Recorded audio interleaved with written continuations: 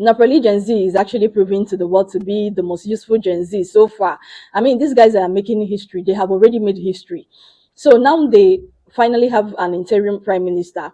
And one of the history is that they have an interim prime minister who they voted through this court vote. They are the first people so far to elect, whether you call it a interim prime minister, acting prime minister, through this court vote, right?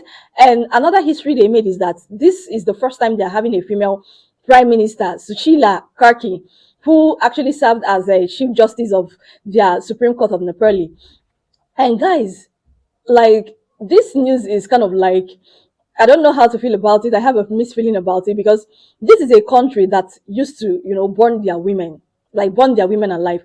Now, this thing is not like medieval era practice. They have a victim in 2018. They call her the Pali. Now, they have this practice that they call the bride burning. They said it's a form of dowry debt in which a husband sets his wife on fire, or the mother-in-law does, that is, the mother of the husband will set a wife on fire. It might be because the wife has bore only girls.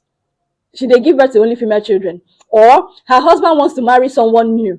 The most common reason, however, is the victim came to the marriage with a small dowry or none at all. Women, we don't suffer for this life. Oh. We don't suffer for this life. Oh. Sometimes when I see women talking down on their fellow women like this, I don't really feel good about it, because the kind of suffer we have suffered on this our planet, we are supposed to be protecting each other. Anyways, they have their interim prime minister, who happens to be a woman, and I wish she stayed longer to correct so many of this nonsense that they do in that country, right?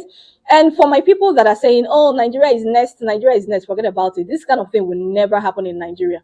It will never happen in Nigeria. In fact, we had the chance during NSAS, but unfortunately, tribalism, tribal bigotry, religion did not even allow us to achieve something. At the end of the day, we went back to square zero, right? We started all over. In fact, it got worse than it ever was, So I don't think we have such chance in Nigeria. I don't really think so.